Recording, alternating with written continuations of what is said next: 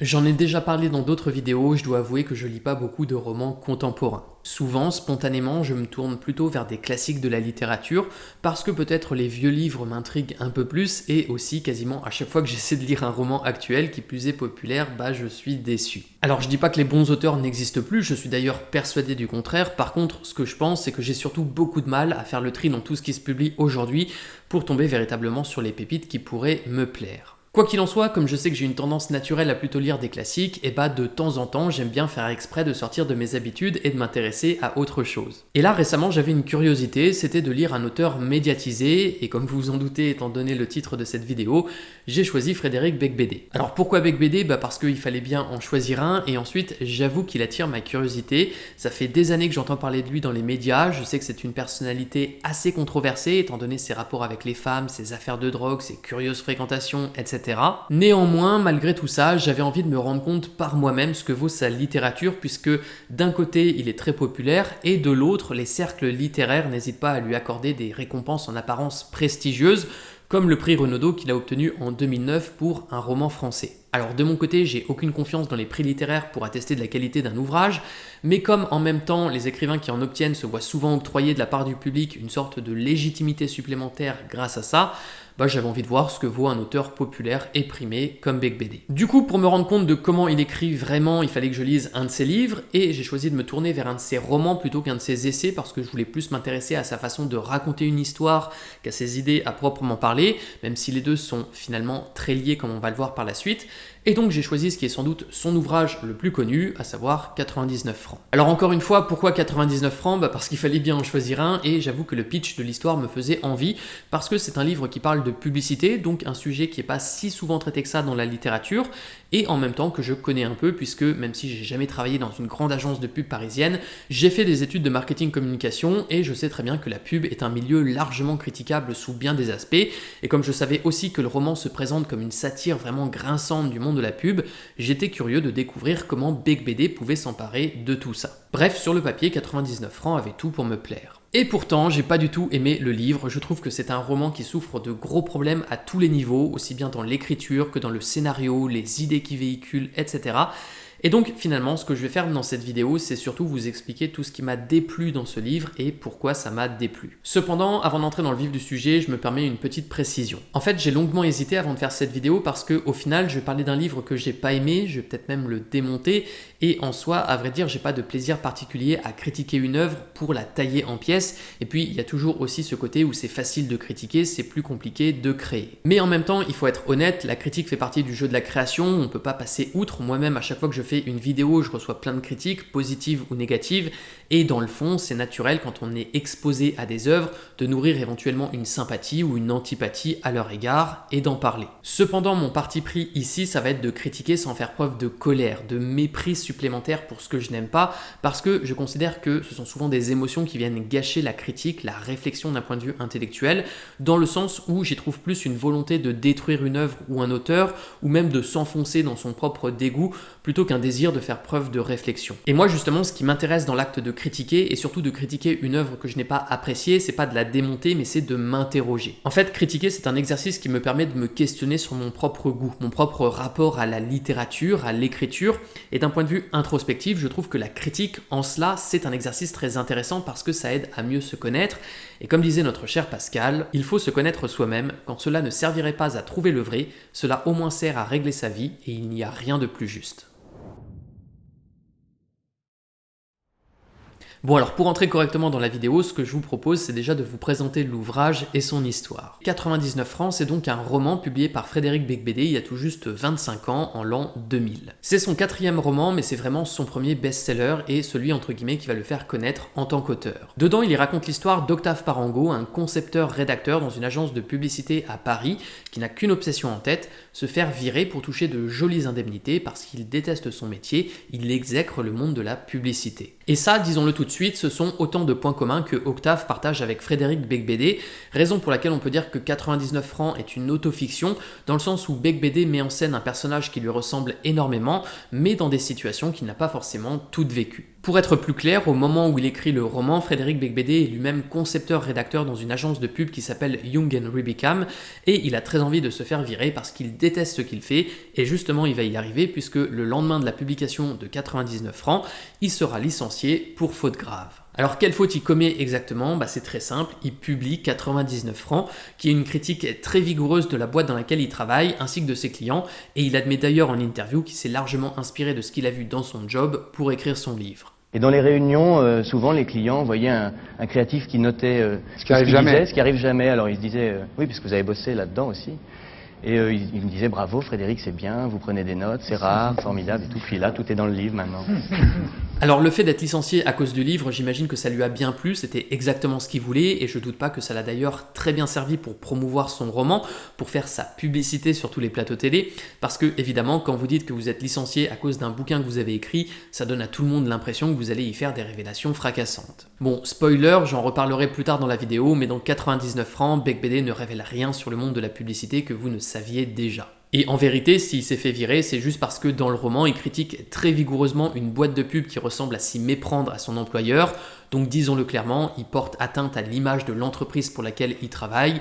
Il savait qu'il n'avait pas le droit de faire ça, il l'a fait, il s'est fait licencier, et il a très habilement utilisé son licenciement pour faire la publicité de son livre. Ceci dit, refermons cette parenthèse et revenons-en à ce qui nous intéresse, à savoir l'histoire de 99 francs. Pour vous raconter l'histoire dans les grandes lignes, comme je vous le disais, on a là un roman qui raconte l'histoire d'Octave Parango, le double littéraire de Beigbeder, qui nous est décrit comme un petit génie créatif qui gagne très bien sa vie puisqu'il touche 13 000 € par mois pour concevoir des publicités. En outre, le personnage nous est présenté par Beigbeder comme quelqu'un de très arrogant, de très égoïste. C'est un homme qui vit très richement, ajoutons qu'il est accro à la drogue, et vous avez le stéréotype parfait du créatif qui réussit dans une agence de pub. Il est riche, cool et camé. Le problème, c'est qu'au bout d'un moment, manipuler les gens pour leur vendre tout et n'importe quoi, il estime que ça va contre sa morale. Alors au début, il essaie de relever le niveau intellectuel de la publicité, qu'il estime totalement abrutissante, et pour ça, un jour, il propose un concept de pub pour une marque de yaourt où on verrait des filles en bikini avoir des discussions ultra intelligentes. Mais le concept est refusé par le client et finalement Octave se rend compte qu'il pourra jamais rien changer au monde de la pub, donc il abandonne et il décide de se faire virer. Malheureusement pour lui, il est trop doué pour que son supérieur accepte de le laisser partir, donc il est obligé de continuer à travailler et il se met à bosser sur une nouvelle version de la fameuse pub pour yaourt qu'il estime encore une fois totalement débile. En parallèle de ça, il a une relation avec une certaine Sophie, mais au moment où elle lui annonce qu'elle est enceinte de lui, il la quitte et il va se réfugier dans les bras d'une call girl avec laquelle il ne couche même pas, parce que d'un côté, Beigbeder nous le présente comme un connard irresponsable, mais de l'autre, il est en proie à plein de dilemmes métaphysiques. Ensuite, comme Octave s'emmerde dans son job et qu'il est malheureux dans sa vie perso, il sombre peu à peu dans la dépression et il se réfugie de plus en plus dans la cocaïne. Je passe rapidement sur plusieurs petites intrigues où on suit le développement absurde de la fameuse publicité pour yaourt, du brainstorming au tournage, pour en venir aux événements clés de la trame principale. Vers la fin du développement de la pub, on apprend que le supérieur d'Octave, Marc Marronnier, se suicide. Vous allez voir que ça a une petite incidence sur la fin. Et ensuite, pendant qu'il est à Miami pour tourner la publicité des yaourts, Octave et son collègue Charlie agressent une vieille dame parce qu'ils l'accusent de détenir des fonds de pension, donc de s'enrichir sur le dos des petits employés et de participer au système capitaliste. Bref, ils s'en prennent à elle et Charlie, à force de la battre, la tue. Ils rentrent pourtant en France sans problème, ils sont tout à coup promus dans leur agence, quand tout à coup, les flics débarquent et les arrêtent pour le meurtre de la vieille dame. Octave est condamné pour complicité dans le meurtre, donc il finit en prison, à peu près au même moment où il apprend le suicide de son ex Sophie. Mais là, coup de théâtre, on apprend qu'en fait, le supérieur d'Octave et Sophie, qui avaient en fait une liaison, ne se sont pas suicidés. En réalité, ils se sont juste fait passer pour morts pour ensuite s'envoler vers une île paradisiaque qui s'appelle Ghost Island et où vivent plein de célébrités qu'on croit mortes mais qui ne le sont pas, comme Marilyn Monroe, Michel Berger, Claude François, Elvis Presley, etc. Ils se retrouvent là-bas, cet endroit est présenté initialement comme une sorte d'utopie, mais très vite on se rend compte que tout le monde s'y fait chier et à la fin, le supérieur d'Octave, Marc Marronnier, qui est aussi l'amant de Sophie, se noie dans l'océan sous une pluie de messages publicitaires. Voilà, je vous ai pitché dans les grandes lignes l'histoire de 99 francs. Alors je trouve pas la fin très inspirée, ça me donne limite l'impression que Beigbeder savait pas vraiment comment terminer son histoire. Quoi qu'il en soit, avant d'en venir à ma critique à proprement parler, précisons encore une petite chose, c'est que le roman a un concept puisqu'il est en fait divisé en 6 parties et chaque partie est rédigée avec un pronom personnel différent. On commence avec je, puis tu, il, nous, vous et il. Et ça, je trouve que c'est une bonne idée, c'est original on va dire. Néanmoins, là où le concept me déçoit, c'est qu'en fait BecBD ne va pas au bout de la démarche. Ce que je veux dire, c'est que changer de pronom personnel entre les différentes parties, toujours pour parler d'Octave, parce que c'est Octave qui dit je, quand on passe à tu, il se tutoie lui-même, il, c'est lui, etc. Donc vous comprenez l'idée. Bah tout ça c'est bien, mais ça aurait été mieux si chaque changement de pronom personnel s'était aussi accompagné par exemple d'un changement de point de vue. Si BecBD avait pu changer le regard qu'on porte sur Octave, ou que Octave porte sur lui-même dans chaque partie, de sorte à faire avancer l'histoire avec des prises de conscience de son personnage. Or là, c'est pas du tout le cas. Quand on change de pronom personnel, quand on passe d'une partie à l'autre, il y a zéro changement sur le fond. Donc ce concept en soi, c'est juste une coquetterie de style, ça n'a d'impact que sur la forme, et c'est un petit peu dommage parce que je trouve qu'il y avait moyen de faire quelque chose de beaucoup plus poussé avec ça. D'autre part, l'idée se tient sur les 3 premières parties, je, tu, il, mais quand on passe au pronom personnel pluriel, là BecBD est un peu obligé de tricher et de faire des entorses à son concept, ce qui est un peu dommage parce que plus on avance dans l'histoire, plus ce truc perd de l'intérêt. Bon, après ce concept des 6 parties racontées avec un pronom personnel différent, ça reste un détail, ça reste accessoire, c'est pas très grave non plus qu'on en reste à un concept qui n'a d'impact que sur la forme. Ceci dit, je voulais le mentionner parce que c'est une petite déception pour moi, dans la mesure où je trouve que c'est une bonne idée mais qui est mal exécutée. Sur ce, maintenant que les présentations sont faites, je vais pouvoir passer à ce qui m'a véritablement déçu avec 99 francs. Alors, la première chose qui m'a déplu, je dois l'avouer, c'est le style d'écriture de BecBD. Je trouve que BecBD n'écrit pas si bien que ça. Alors après, je suis conscient d'une chose, c'est que dans ce roman, BecBD fait aussi exprès d'adopter un style, on va dire, anti-académique. Donc parfois, il écrit en majuscule pour faire crier un personnage, exactement comme moi je le faisais sur MSN Messenger quand j'avais 12 ans. Ça lui arrive aussi d'écrire des passages sans ponctuation, le livre est bourré de slogans publicitaires qu'il enchaîne parfois sur plusieurs pages. À la fin des grandes parties, il y a toujours une page ou deux qui sont écrites dans un style script pub. Bref, ce que je veux dire, c'est que BecBD fait exprès de rompre avec la tradition académique, et là-dessus, en termes de parti pris, pour être franc, je lui en veux pas. Je dirais même que c'est cohérent avec l'esprit du roman qui se veut sulfureux. En revanche, je trouve que c'est pas forcément bien fait. Gageons aussi que cette façon de salir son style, ça n'a rien d'original. Déjà dans Belle du Seigneur, Albert Cohen enchaînait parfois des dizaines de pages sans aucune ponctuation. Je le cite comme exemple, mais je doute pas que plein d'auteurs aient déjà fait ça. Cependant, de mon côté, je dois l'avouer, ce genre de choses, j'en suis pas spécialement fan, non parce qu'on casse des règles et que c'est pas bien de casser les règles, mais plutôt parce que ça donne des passages généralement chiants à lire. Belle du Seigneur est très bien écrit, mais alors les passages sans ponctuation, qui sont d'ailleurs extrêmement longs, c'est pénible au possible, ça n'a aucun intérêt, et ça fait un peu « regardez, j'écris tellement bien que moi je peux me permettre d'enlaidir mon écriture comme je le veux pendant 10 pages ». Et évidemment, comme on sait qu'Albert Cohen fait exprès, on peut pas dire qu'il sait pas écrire, d'autant que le reste du livre est très bien maîtrisé, mais toujours est-il que c'est quand même chiant à lire. Alors l'avantage avec BecBD, c'est que les passages les plus, on va dire, anti-académiques restent assez courts et ponctuels, mais dans l'ensemble, ils n'ont pas vraiment d'intérêt d'un point de vue littéraire.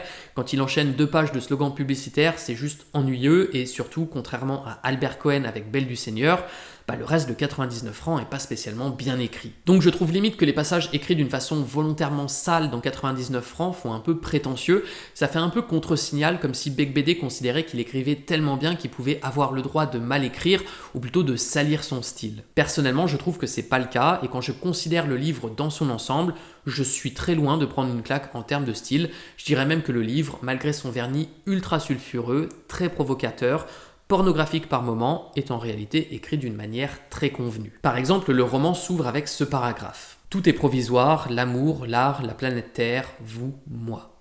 La mort est tellement inéluctable qu'elle prend tout le monde par surprise. Comment savoir si cette journée n'est pas la dernière? On croit qu'on a le temps. Et puis, tout d'un coup, ça y est, on se noie, fin du temps réglementaire, la mort est le seul rendez-vous qui ne soit pas noté dans votre organizer. » Et franchement, dans le fond, je trouve ça assez niais, limite mélodramatique. On a là des réflexions très convenues, très basiques sur le thème de la mort, et qui sont même pas nécessairement exactes, parce qu'il y a des gens, notamment quand ils sont malades, qui se voient mourir, et donc qui ne meurent pas par surprise. Bref, ce qu'écrit BecBD ici, je trouve ça à la fois bateau et inexact. Pour moi, c'est surtout un passage maladroit, censé montrer que le personnage principal est un être tourmenté, en proie à un spleen très profond, mais qui s'avère surtout étonnamment superficiel. Évidemment, le passage n'est pas représentatif de l'ensemble du livre non plus, mais je dirais surtout que quand on enlève le ton cynique avec lequel BecBD s'exprime dans son ouvrage, on a quand même un livre qui est écrit avec le niveau de langage d'un roman de gare. Alors certains me diront que Bec BD a au contraire un style très à lui, mais en fait je dirais surtout que son style sur la forme, c'est d'écrire un roman de gare avec beaucoup de vulgarité. Il y a un passage notamment que j'ai en tête où Bec BD se laisse complètement aller dans son côté trash,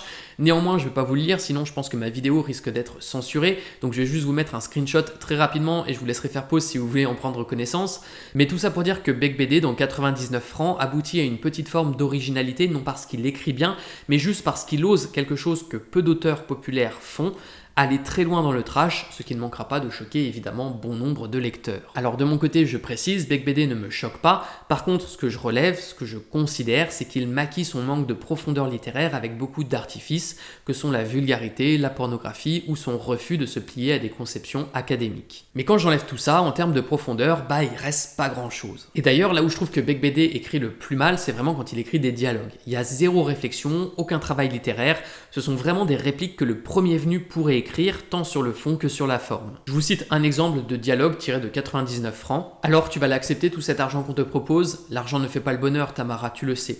Grâce à toi, maintenant je le sais. Avant, je ne le savais pas. Pour savoir que l'argent ne fait pas le bonheur, il faut avoir connu les deux, l'argent et le bonheur. Tu veux m'épouser? Non, enfin si, mais à une condition, qu'à notre mariage, il y ait un hélicoptère qui fasse tomber une pluie de chamallows roses. Et les chamallows blancs, qu'est-ce qu'on en fait? On les bouffe. Voilà. Des dialogues comme ça, on en a tout le long du livre, c'est-à-dire des dialogues qui ne font pas spécialement avancer l'intrigue, qui ne disent rien d'intéressant et qui sont même plutôt idiots. Alors on pourrait me dire, oui mais c'est parce que ici Octave discute avec sa call girl et l'auteur veut montrer que c'est une idiote, mais honnêtement tous les dialogues dans le livre sont à peu près du même niveau. Je vous donne un autre exemple, quand Octave parle avec son boss, à un moment il lui dit « mais je vais mourir d'une tumeur au cerveau ». Et l'autre lui répond « impossible, tu n'as pas de cerveau ». Alors c'est sympathique à première vue, mais honnêtement c'est le genre de répartie qui est très banal, j'ai envie de dire c'est le genre de blague qu'on a tous déjà faite. Et le problème c'est que le roman est bourré de choses très convenues dans ce genre-là, et comme il nous donne pas grand chose de plus original, bah au final on fait face à une œuvre qui manque cruellement de profondeur, de singularité. Il y a encore un autre exemple qui me vient à l'esprit pour parler aussi du manque d'originalité de Bec BD en termes d'écriture. À un moment il met en scène un personnage qui dit « Vous savez, chez Procter, on a un dicton, ne prenez pas les gens pour des cons, mais n'oubliez jamais qu'ils le sont. »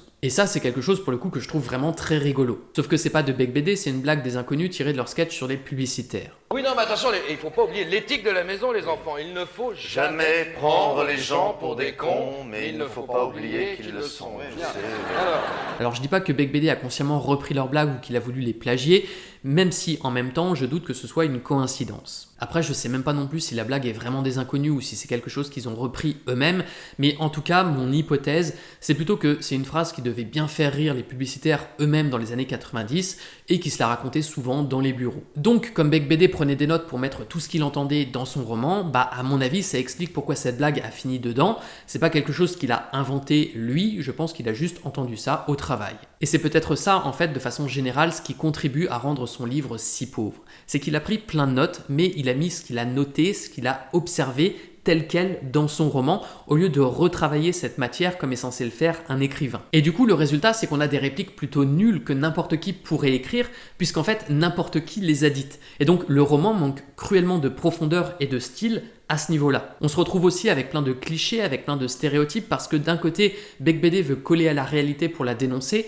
mais de l'autre, comme il ne se questionne pas suffisamment sur ce qu'il observe, il duplique une réalité stéréotypée par les individus qui la façonnent, donc qui décrit très mal le réel, et on se retrouve avec des personnages qui disent pauvrement ce que tout le monde dit, puisque Bec BD se contente presque de dactylographier toutes les bêtises qu'il entend autour de lui, et en plus avec un esprit critique assez douteux. J'en reparlerai un peu plus en détail après, mais je trouve que de toute façon, dans l'ensemble, 99 francs, c'est un livre très superficiel d'un point de vue intellectuel, et surtout qui est superficiel en dépit du fait que Bec BD l'a complètement bourré de références à la littérature, la poésie ou encore la philosophie. Par exemple, à un moment, Bec BD écrit « On est trop sérieux quand on a 33 ans ». C'est une référence directe à un alexandrin très célèbre de Rimbaud, on n'est pas sérieux quand on a 17 ans. Il écrit aussi « J'écris la confession d'un enfant du millénaire et on ne badine pas avec la pub ». Ce sont là des références à des œuvres d'Alfred de Musset, son roman La confession d'un enfant du siècle et sa pièce de théâtre On ne badine pas avec l'amour. Dans le même genre, Bec BD fait aussi plein de citations comme « Quand Sioran écrivit « Je rêve d'un monde où l'on mourrait pour une virgule », se doutait-il qu'il parlait du monde des concepteurs-rédacteurs ». Et en fait, le truc avec toutes ces références, c'est pas qu'elles soient injustifiées, à vrai dire, je les trouve souvent plutôt sympathiques, pertinentes et bienvenues. Malheureusement, j'ai aussi et surtout l'impression que Bec BD s'en sert un peu de caution pour prétendre que son livre atteste d'une certaine profondeur, alors que c'est pas le cas. En fait, j'ai le sentiment qu'il me jette sa culture à la figure pour me dire « Eh regarde, mon livre est idiot en apparence, mais il est quand même profond quand on y prête attention. Mais le problème avec toutes ces références littéraires, culturelles, c'est qu'il les enchaîne à un rythme effréné et surtout sans jamais vraiment les mettre au service d'une réflexion approfondie. Alors certaines références n'ont pas besoin d'être approfondies. Quand il écrit « On est trop sérieux quand on a 33 ans », je comprends bien que c'est un simple clin d'œil, il n'y a pas besoin d'en faire plus là-dessus. La phrase où il cite Sioran, il rebondit dessus avec un commentaire légèrement sarcastique, là on va dire c'est pareil, ça passe. Par contre, trop souvent, il parle de choses qui pourraient avoir une certaine profondeur, mais je regrette qu'il ne les aborde qu'en surface. Par exemple, il y a un concept de Platon en philosophie qui est l'allégorie de la caverne. En gros, des prisonniers sont enchaînés dans une caverne depuis leur naissance, ils sont dos à l'entrée, ils ne peuvent pas se retourner. Du coup, à chaque fois que quelque chose passe devant l'entrée de la caverne, eh bien, il y a une ombre qui est projetée sur les parois de la grotte, et les prisonniers qui voient ces ombres s'imaginent qu'ils voient le réel. Mais ce que Platon dit, c'est que ces ombres ne sont pas la réalité, ils n'en sont qu'une projection, une illusion. Donc pour faire simple, c'est une allégorie qu'utilise Platon pour mettre en garde des individus sur tout ce qui pourrait mystifier le réel. Et donc Bec BD, à un moment dans 99 francs, fait justement un comparatif entre les illusions de la caverne de Platon et celles véhiculées par les pubs à la télé. L'homme était entré dans la caverne de Platon, le philosophe grec avait imaginé les hommes enchaînés dans une caverne, contemplant les ombres de la réalité sur les murs de leur cachot. La caverne de Platon existait désormais, simplement elle se nommait télévision. Sur notre écran cathodique, nous pouvions contempler une réalité Canada Dry, ça ressemblait à la réalité, ça avait la couleur de la réalité, mais ce n'était pas la réalité. On avait remplacé le logos par des logos projetés sur les parois humides de notre grotte. Et en soi, je trouve que la comparaison est intéressante. Par contre, ce qui est dommage, c'est la façon dont elle est réalisée. On n'a que quelques lignes là-dessus, c'est vite expédié, le passage est écrit de façon très banale, donc ce que je regrette, c'est qu'il approfondit jamais les concepts dont il parle. Il propose jamais une réflexion aboutie sur les sujets qu'il aborde. Il me donne juste le sentiment de me jeter sa culture à la figure, comme si toutes ces références étaient le témoignage de sa profondeur, alors qu'en réalité, elles attestent peut-être qu'il a de la culture, mais la manière dont il s'en sert me laisse à penser qu'il est incapable de construire, lui, un propos vraiment original. Du coup, j'aurais presque préféré qu'il n'y ait pas toutes ces références littéraires. Ça aurait donné une histoire peut-être plus simple, mais moins prétentieuse, et presque plus honnête. Parce que en l'état, là, ça me donne l'impression que le roman cherche à se donner un côté profond et intelligent, alors que, selon moi, il échoue complètement à l'être, notamment pour une raison dont on va parler maintenant, même si on l'a déjà un peu abordé, c'est qu'il est bourré de stéréotypes, il est superficiel. Dans 99 francs, on a le droit à tous les poncifs possibles sur la publicité. Grosso modo, les créatifs nous sont tous présentés comme des drogués, toutes les agences de pub nous manipulent, tous les consommateurs veulent toujours le dernier produit à la mode, etc. Et à vrai dire, non seulement je trouve que le livre repose sur beaucoup trop de stéréotypes, mais en plus, je trouve que la plupart des clichés que Bec BD nous présente sont tout simplement bêtes. Je veux dire, je pense vraiment que Bec BD à aucun moment ne s'est interrogé sur la pertinence de ce qu'il écrivait. Enfin, sinon, il aurait dû proposer des idées plus subtiles, plus nuancées, alors que, autant le dire, dans 99 francs, tout a tendance à être ou tout noir, ou tout blanc, ou bien ou mauvais, enfin surtout mauvais, et un tel manichéisme relève à mes yeux d'un manque flagrant de réflexion. Je vais prendre un exemple pour vous expliquer mon idée. À un moment, Bec BD écrit « Je me prénomme Octave et m'habille chez APC, je suis publicitaire, et oui, je pollue l'univers, je suis le type qui vous vend de la merde, qui vous fait rêver de ces choses que vous n'aurez jamais. » Bon alors je vais critiquer un peu plus globalement ce passage juste après, mais ça c'est une phrase qui me fait vraiment sourire. Alors c'est pas totalement inexact parce que ça vaut pour le domaine du luxe, mais sinon globalement un publicitaire ne cherche pas à vous faire rêver de choses que vous n'aurez jamais, c'est justement le contraire, il cherche à vous les vendre. Donc ça, c'est l'exemple type du genre de phrase qui est totalement confuse, qui ne mène la réflexion nulle part. Bon, sur ce, on reprend la suite de la citation. Ciel toujours bleu, nana jamais moche, un bonheur parfait, retouché sur Photoshop, images léchées, musique dans le vent. Quand, à force d'économie, vous réussirez à vous payer la bagnole de vos rêves,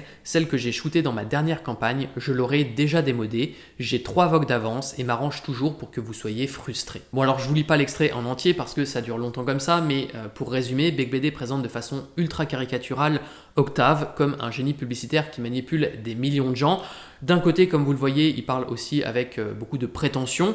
De l'autre, on voit à la manière dont il s'exprime qu'il est dérangé d'un point de vue moral quand même par ce qu'il fait, dans le sens où il est persuadé de faire le mal, de vendre que de la merde, etc. Alors un truc qui me fait quand même un peu rire, c'est que malgré sa mauvaise conscience, Bec BD est quand même d'une condescendance incroyable vis-à-vis de lui-même, dans la mesure où il présente Octave comme quelqu'un d'arrogant, qui a plein de défauts, mais vraiment par contre, ce qu'on peut pas lui enlever, c'est qu'il est ultra compétent. Il est vraiment très doué pour avoir des idées, vendre et manipuler les gens, au point d'ailleurs que son patron veut même pas le laisser partir. Et ça, son talent de manipulateur, c'est quelque chose qui n'est pas remis en cause par la narration. C'est-à-dire que dans son livre, Bec BD BD nous dit clairement que les créatifs, les agences de pub, manipulent les gens dans l'ombre et leur font acheter exactement ce qu'ils veulent, même s'ils n'en ont pas besoin. Les consommateurs ne sont que les pions de marques toutes puissantes qui tirent les ficelles dans l'ombre. Néanmoins, ce que je trouve rigolo, c'est que Octave est un génie publicitaire qui manipule soi-disant des millions de gens, et pourtant il n'est pas capable de convaincre son client d'accepter son idée pour une publicité qui vend des yaourts. Je vous le rappelle, mais à un moment, Octave veut faire une pub pour des yaourts où on verrait des femmes en maillot de bain dire des choses intelligentes. Je vous cite le début du passage en question, qui est une réplique d'Octave qui explique son projet.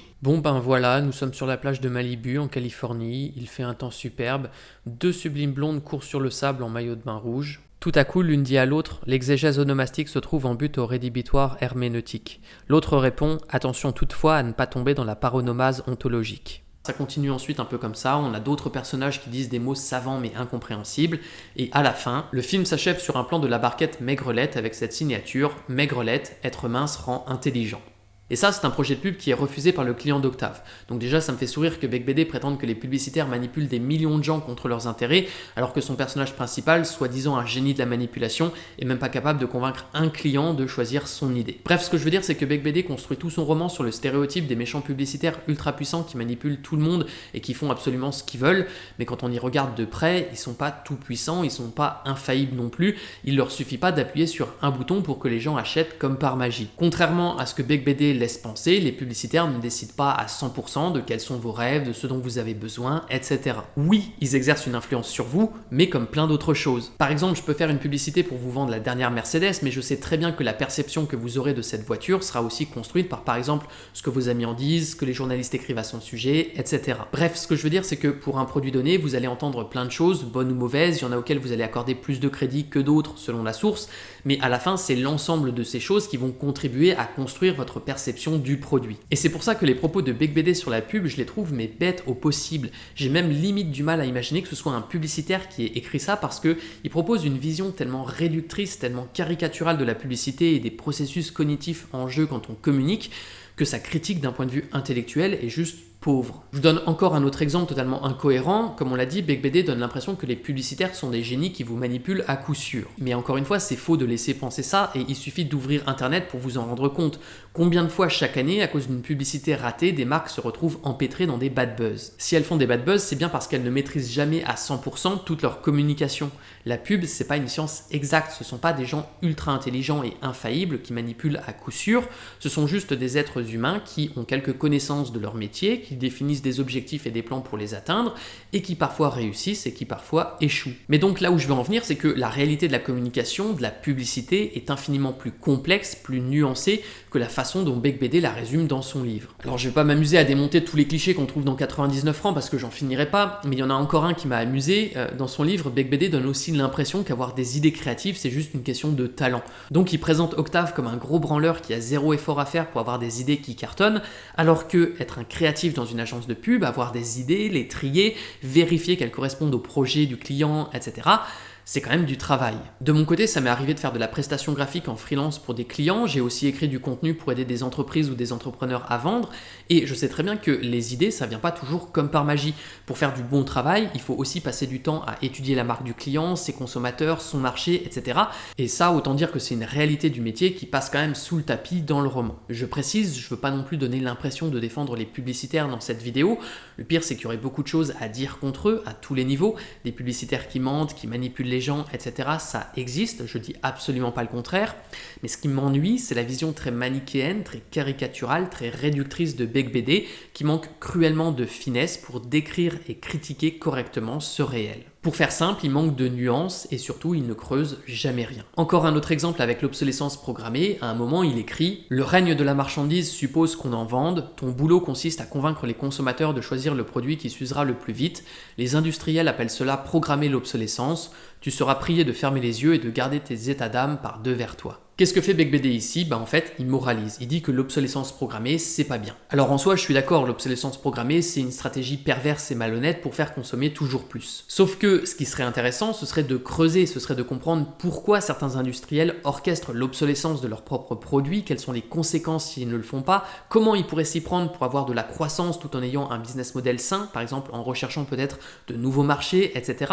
Mais ça, ce sont autant de sujets, de questions, de réflexions que BecBD n'aborde même pas pas, donc 99 francs. Et donc au final, Becbédé nous présente des banalités qu'il généralise sans nuance, sans réflexion, et à la fin, ça fait des stéréotypes. Et justement, en parlant de manque de réflexion, il y a un truc dans ce livre qui m'interpelle vraiment. Comme on l'a vu, à un moment, Octave propose un concept de pub où des filles en bikini disent des choses intelligentes et c'est censé être l'acte par lequel Octave tente de relever le niveau intellectuel de la publicité. C'est le passage où il y a une fille qui dit « L'exégèse onomastique se trouve en but au rédhibitoire herméneutique ». Sauf qu'en soi, cette idée de pub, elle est quand même ultra stéréotypée et sans aucune profondeur. Je veux dire, on a des filles en maillot de bain rouge à Malibu, si l'objectif c'est de mettre en scène des femmes intelligentes qui ont des discussions profondes, pour échapper au cliché de la bimbo et cervelée, peut-être qu'on peut mettre en scène des femmes dans un contexte qui justement ne les sexualise pas, pour mettre l'accent sur leurs compétences cognitives plutôt que sur leurs atouts physiques. Et ensuite, on voit très bien à travers les répliques que ce qu'elles disent n'a aucun sens. En fait, l'idée de cette pub repose juste sur le fait que des filles en bikini à la plage aient l'air d'avoir des discussions ultra intelligentes, mais qui seront pour les spectateurs totalement incompréhensibles, puisqu'elles utilisent des mots beaucoup trop sophistiqués pour prononcer des phrases qui ne veulent rien dire. Donc il y a un décalage comique entre les bikinis, les jolies filles, la plage et le sujet de discussion qui n'est pas celui auquel on s'attend. Alors personnellement, je trouve ça rigolo, mais intellectuellement, ça ne vaut rien, ça ne rehausse pas le niveau de la publicité. C'est juste une pub qui surfe sur des stéréotypes comme plein d'autres le font. Du coup, dans le livre, la publicité est refusée par le client qui comprend pas vraiment où veut en venir Octave, et à la suite de ce refus, Octave considère qu'il aura tout tenté pour sauver le monde de la publicité, et comme il échoue, il se dit que tout ce qui lui reste à faire, c'est de démissionner. Mais moi, là où je suis critique, c'est que je considère ce passage comme totalement insensé, dans la mesure où, avec son livre, Becbédé reproche à la pub d'être abrutissante et stéréotypée, mais la seule tentative de son personnage principal pour lutter contre ça, c'est de faire une pub totalement stéréotypée et abrutissante dans le même registre que tout ce qui se fait déjà. Et pour moi, ça c'est l'exemple même d'une erreur scénaristique et ça me fait même me demander si Becbédé comprend bien ce qui est vraiment problématique avec le monde de la publicité. Alors certes, dans son roman, il nous raconte ce qui se passe dans une agence de pub et comment on y travaille, mais ce que je veux dire, c'est qu'à partir du moment où il commence à vouloir faire preuve d'esprit critique, intellectuellement, il se noie et tout ce qui lui reste, c'est la moralisation. En gros, il dit que la pub c'est pas bien, mais au-delà de ça, il a rien à dire. Et c'est dommage parce que pourtant, il y aurait des choses à dire. Il y aurait moyen de broder une histoire beaucoup plus subtile, beaucoup plus critique envers le monde de la pub et en même temps qui pourrait nous inviter à nous questionner en profondeur sur toutes les pratiques qu'on observe, les rôles de chacun, etc. Malheureusement, c'est pas ce qu'a fait Becbédé. Le livre manque cruellement de nuances, comme j'ai déjà dit maintes fois, et c'est bien dommage. Mais en même temps, s'il est tel qu'il est, c'est aussi pour une raison dont on n'a pas encore parlé, c'est que 99 francs, c'est l'œuvre d'un nihiliste.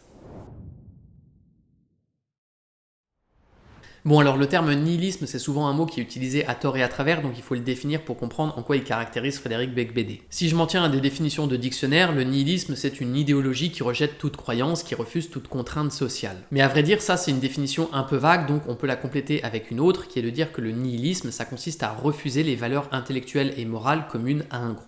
Par extension, un nihiliste, c'est aussi quelqu'un qui considère que l'existence n'a pas de sens intrinsèque et souvent, à cause de ça, c'est une personne qui a tendance à sombrer dans le pessimisme ou le cynisme, même si c'est pas systématique. Néanmoins, j'ai beau avoir dit tout ça, je trouve que ces définitions restent encore assez vagues et finalement, l'un des auteurs qui parle le mieux et le plus clairement du nihilisme, c'est notre bon vieux Nietzsche. Dans La volonté de puissance, il écrit notamment « Un nihiliste est un homme qui juge que le monde, tel qu'il est, ne devrait pas exister et que le monde, tel qu'il devrait être, n'existe pas. » Par conséquent, le fait d'exister, agir, souffrir, vouloir, sentir n'a pas de sens, l'attitude de l'envain est l'attitude du nihiliste. Et ça définit très clairement le personnage d'Octave et la philosophie de Becbédé dans 99 francs. Le monde tel qu'il est ne devrait pas exister parce que la publicité y est trop abrutissante et les publicitaires manipulent les gens contre leurs intérêts. Et en même temps, le monde tel qu'il devrait être, c'est-à-dire sans publicité, sans publicitaire corrompu, sans consommateur compulsif, n'existe pas. Et du coup, ça c'est le point de départ de ce qui est pour Nietzsche un nihilisme passif, c'est-à-dire un nihilisme qui conduit à l'effondrement de l'individu. Pour faire simple, comme un nihiliste passif considère que le monde tel qu'il est ne devrait pas exister et que le monde tel qu'il devrait être n'existe pas,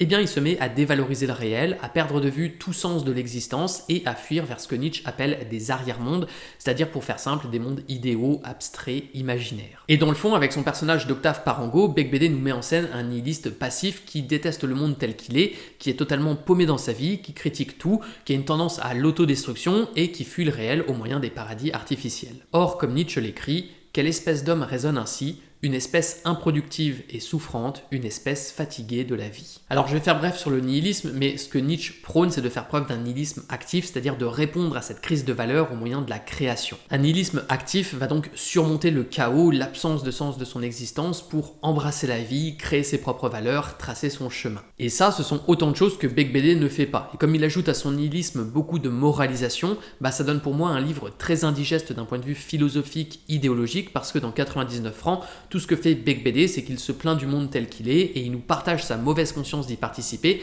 mais sans proposer de solutions, d'alternatives, etc. En gros, 99 francs, c'est un livre qui dit ouais, le monde c'est de la merde, et puis ouais, c'est de la merde, et puis voilà, c'est nul, et voilà.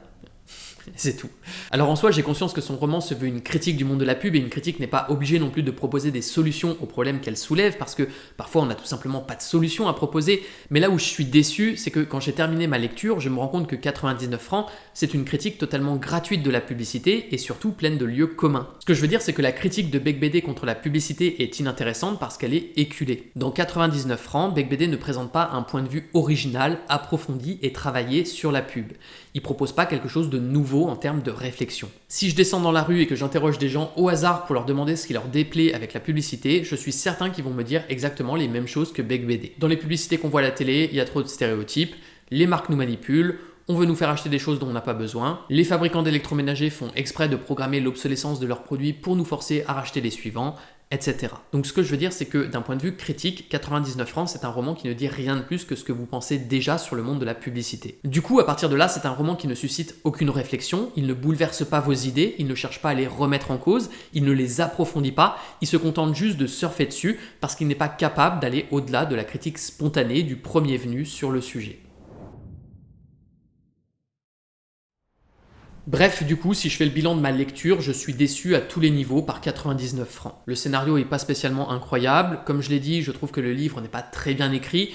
Pour moi, il a le style d'un roman de gare et il ne s'en émancipe sur la forme que parce que Becbédé y ajoute beaucoup de vulgarité et de cynisme. Et donc, d'un côté, Becbédé écrit comme n'importe qui, mais en plus, c'est pour partager les idées de tout le monde sans aller plus loin. Du coup, à la fin, je fais face à un livre qui est bourré de stéréotypes, de clichés, avec des personnages qui sont pas non plus spécialement travaillés. C'est pareil, j'en ai pas parlé de ça, mais les personnages sont traités de façon ultra superficielle. Par exemple, à un moment, pour parler d'un type qui travaille à l'agence, Becbédé écrit « Il a fait une petite école de commerce privée pour fils à papa, s'est marié avec une emmerdeuse propre, a accepté d'être insulté et humilié pendant 15 ans par ses employeurs et ses clients pour pouvoir emprunter de l'argent à la Société Générale afin d'acquérir un 3 pièces à Levallois-Perret.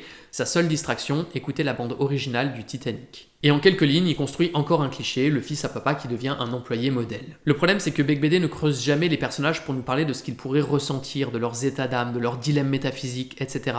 Il reste comme toujours à la surface des choses, et donc le personnage de Jean-François, le meilleur moyen de le décrire, c'est de dire que sa seule distraction, c'est d'écouter la musique de Titanic. Tous les personnages sont des clichés qui n'ont aucune profondeur, et à mon sens, ça s'explique pour une raison, c'est que Becbédé ne s'intéresse pas à eux. En fait, dans 99 francs, on dirait qu'il n'y a que Octave / Becbédé qui a une vision lucide et critique de ce qu'il fait. Les autres personnages, surtout ses collègues, ce sont juste des PNJ, des idiots qui vivent leur vie sans jamais se poser de questions sur ce qu'ils font, qui ont que des buts superficiels dans la vie, et c'est très dommage parce que comme il se met jamais à la place des autres, il crée des personnages en carton et des situations sans intérêt. En fait, pour faire simple, ce que je reproche à 99 francs, c'est le manque de curiosité de Becbédé qui est resté sur lui-même et qui n'a pas cherché à confronter, à approfondir, à remettre en cause ses idées pour écrire son livre. D'ailleurs, le personnage d'Octave n'évolue pas du tout dans l'histoire, il est exactement le même au début et à la fin, et ça, dans le fond, c'est quand même symptomatique du fait que Becbédé, malgré la façon dont il théâtralise son spleen, ne se livre à aucune autocritique vraiment sincère. Et encore une fois, c'est d'autant plus dommage de figer son personnage comme ça, alors que Becbédé avait un super concept, avec le changement de pronom personnel d'une partie à l'autre, pour justement le faire évoluer et remettre en cause son point de vue ultra partial sur tout ce dont il parle. Bref, pour conclure, cette lecture de Becbédé confirme pour moi la réputation que j'avais de lui, à savoir celle d'un auteur surtout populaire, qui écrit de façon très basique et qui passe pour légèrement original parce qu'il est sulfureux. Néanmoins, à mes yeux, son côté trash, c'est juste un écran de fumée pour détourner l'attention de son manque de profondeur, et au final, j'ai vraiment rien trouvé dans 99 francs dont je peux me satisfaire en tant que lecteur. Bon, alors sans transition, changement de tenue parce que j'étais en train de faire le montage de la vidéo et je me suis rendu compte que j'avais foiré ma conclusion, donc j'ai décidé de la refaire. Ce que je voulais dire déjà, c'est que, à mon avis, je relirai pas un Becbédé de sitôt parce que je pense vraiment que c'est pas pour moi. Habituellement, je sais que je propose aussi un contenu nuancé avec mes vidéos, mais là, je l'avoue, j'ai beau me creuser la tête, je trouve pas grand chose à sauver dans 99 francs. Au mieux, je peux dire que de temps en temps, le roman prête à sourire, même si je trouve pas non plus qu'il est spécialement drôle. On va dire qu'il y a quelques parodies de slogans publicitaires qui sont amusantes, peut-être que de temps en temps, il y a, disons, quelques bonnes trouvailles. Je trouve que Becbédé a quand même un côté créatif, ça se voit notamment avec la manière dont il a pensé le concept de son livre, avec les 6 parties. Il y a des bonnes idées, mais ça suffit pas à sauver le livre. Une idée que j'ai bien aimée, par exemple, c'est de nommer le livre par son prix. 99 francs, ça s'appelle 99 francs parce que c'est le prix du livre, et je trouve que c'est astucieux de l'avoir nommé comme ça. Cependant, je vais encore lâcher une critique contre Becbédé, mais l'explication qu'il donne pour justifier le titre est selon moi totalement bancale. Pourquoi 99 francs, Frédéric Becbédé? Eh bien, parce que nous vivons dans une civilisation marchande et que par conséquent, il est inutile de trouver un titre pour un livre, il suffit de mettre le prix dessus. Comme je l'ai dit, je trouve ça rigolo de définir le livre par son prix pour critiquer la publicité, mais il faut aussi admettre une chose, la justification de Becbédé est ici, encore une fois, insensée. Ça n'a rien d'absurde de trouver un titre à un livre pour le vendre, parce que c'est justement le titre qui va le différencier des autres livres, et donc qui va aider le public à le reconnaître, à s'en souvenir, à le recommander, à en parler, etc. Bref, si les livres qui sont vendus en librairie n'avaient jamais de titre, ce serait compliqué de les commercialiser parce qu'on n'arriverait pas à les identifier. Donc le titre, qu'on le veuille ou non, c'est un outil marketing, c'est comme le logo d'un produit. Il a une fonction d'identification, de mémorisation, etc. Bon, je tatillonne un peu, mais ce petit truc résume encore ce que je pense de Becbédé, c'est-à-dire qu'il peut avoir de bonnes idées, mais je trouve qu'elles sont soit mal exécutées, soit inabouties. Vous allez peut-être me trouver un peu dur avec Becbédé, peut-être que c'est effectivement le cas. À vrai dire, j'ai du mal à m'en rendre compte là sur le moment en faisant cette vidéo. Si vous avez lu 99 francs ou un autre Becbédé et que vous voulez nous partager ce que vous en avez pensé, je vous invite à vous exprimer en commentaire. Vous pouvez même critiquer ma propre critique. Néanmoins, j'ai envie de fixer une règle si vous vous livrez à une critique comme je l'ai fait ici, c'est de ne pas ajouter de la haine à votre propos. Trop souvent, quand les gens critiquent et critiquent négativement, ils s'énervent, ils montent sur leurs grands chevaux et la critique tourne à la guerre d'ego ou à la volonté de détruire et je trouve pas ça intéressant. Moi, ce que j'aime bien, c'est quand on est capable de critiquer avec une sorte d'indifférence émotionnelle, de détachement, de calme, sur le ton de la discussion plutôt que celui du débat au sens spectaculaire du terme, et c'est justement ce que j'essaie de faire avec mon contenu. Je dis pas que c'est facile, moi-même j'y arrive pas toujours, mais dans cette vidéo j'en ai au moins fait l'effort et disons que pour élever le débat je trouve ça un peu plus intéressant, donc j'ai fait l'effort, je vous le demande aussi. Sur ce, j'en ai fini avec cette vidéo qui sera du coup beaucoup plus longue que ce que je pensais faire, mais comme ça, je me dis que je me serais laissé le temps d'approfondir l'essentiel des choses que je voulais vous partager ici. Et pour finir, comme d'habitude, si la vidéo vous a plu, je vous invite à la liker, à vous abonner, à activer la cloche, et moi je vous dis à bientôt.